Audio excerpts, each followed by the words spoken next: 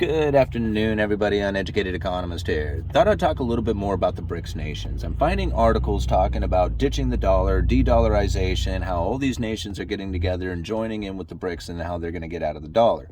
Now, something I find very interesting when I read these articles talking about de-dollarization is that very few of them ever seem to bring up the fact that these nations have written debts that are due in dollars. Now think about this for just a second. The United States did this exact same thing a long time ago when the dollar itself was coming up in a very critical position of loss of confidence. This was back in the late 70s. The Carter administration was issuing out U.S. treasuries that were due in Swiss francs and German marks. I'll leave a link down in the description. They were called Carter bonds. Now you think about that for just a second. The United States was selling debt that was due in a foreign currency, right? Because the loss of confidence that was taking place at the time. Now, you go and you look at some of these BRICS nations. You look at some of them that are joining the BRICS nations. I'll leave a link down in the description to Ethiopia. In 2024, Ethiopia has $1 billion worth of dollar bonds that are due. That means they need to come up with $1 billion in order to pay those bondholders. $1 billion US dollars.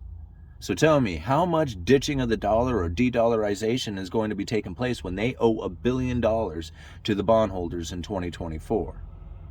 Very interesting, isn't it? See, when you think about it, if you put out the news that the dollar is terrible, that the de-dollarization is taking place, how there's hyperinflation coming and you got to ditch out of the dollar, how many dollars then become available for those who are secretly hoarding them up? You see, if you put this narrative out there, people are like, man, I don't want to touch this dollar. Dollar sucks. Everybody get out of the dollar. Everybody's getting out of the dollar. Look at all the nations that are getting out of the dollar, but yet these nations need dollars in order to pay their debts. Almost everybody needs dollars to pay their debts. And so I find it very amusing when I find articles talking about the de-dollarization or ditching of the dollar, when in the meantime, these nations, these exact same nations, are in the future needing dollars in order to pay off their debts. Right? Just like everybody else. See, you find articles like China loading up on gold, getting ready to establish a new world currency backed by gold, but yet failed to mention anything about Gresham's law and how the only way that you can introduce a good currency into the system is if the current system has become completely worthless. That means dollars have to be absolutely no value before the gold can step in as a new currency. It's actually, Thayer's law. See, Gresham's law fades into Thayer's law. See, Gresham's law is when bad money chases out good. And this is exactly how come we don't have gold in the system now, is because the dollars that were in the system, the paper dollars that pretty much everybody thought that they had was going to be able to purchase the gold at a set amount. They found out later that they weren't going to be able to get their gold. It was bad currency in the system. It drove out all the gold. And now we use paper currency.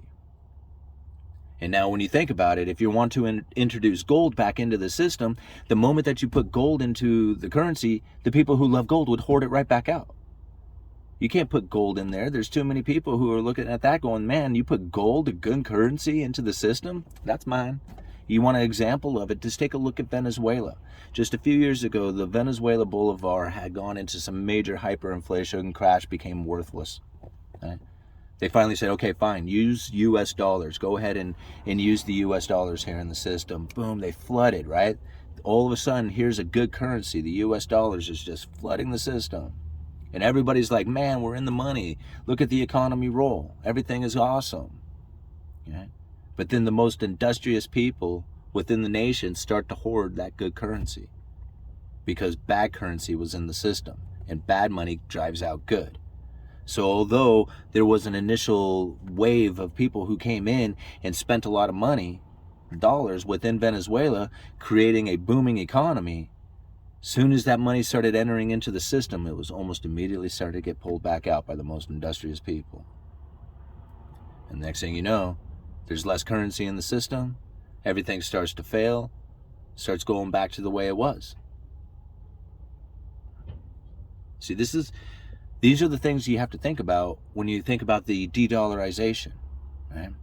China's not going to be able to introduce a gold currency. The only way they can do that is if the dollar itself and all the fiat currencies become absolutely worthless. If that was the case, then yeah, gold would be the only other option to go with. Cryptocurrencies on a lesser extent. Right? But unless the whole system completely fails altogether, the only option you have is to introduce a currency that trades 1-to-1 with the current system. Right? One that doesn't compete. Look at some of the articles that are coming out from the BRICS nations themselves saying, hey, we're not trying to compete with the dollar. You know why? Because they can't. Gresham law prevents it from happening. Right? So unless they want to sit around waiting for the dollar to become absolutely worthless so that they can introduce their gold currency, they're going to have to introduce something that competes 1-to-1. Right? Because if it's a good currency they're introducing, it'll get hoarded out. And if it's a bad currency they're introducing, nobody's going to use it. Right? But if you trade it 1-to-1 and get everybody confident in it, well then you might have a system in which that you can start printing up more or introducing more of the alternative currency.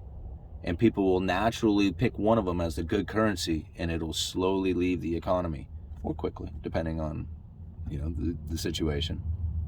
But this is really what I think about when I find these articles coming up, talking about de-dollarization, and they never bring up these particular arguments about Gresham's law, about Thayer's law, or Thayer's law, sorry, right? They don't talk about like Triffin's dilemma. How do you provide the world with the currency? See, you could set up these transactions where you're doing trade in your local currencies, but really when it comes doing trade on a global scale, how do you make that happen? How do you come up with a common currency for everybody to use that everybody will agree on? Okay? Everybody, you take Russia for example, they were selling a lot of oil to India. They ended up with a bunch of rupees. They didn't need it all. Now they have a ton of rupees they don't know what to do with. Right? Now I'm sure they figured it out and slowly, filtered them off in ways that they can, actually use them. But they were in a position in which that they had a lot of these things, and India was not about ready to say, hey man, go ahead and just dump those things out on the market. That would start, flooding the market with rupees and start lowering the value of the rupee. I mean, these are situations that happen. That's the reason why everybody is nervous about like what it is that they're going to use as far as a world currency, because really nobody else is doing what the dollar is doing. Right? You think about this, the United States is in massive deficit spending, and they go into massive deficit trade.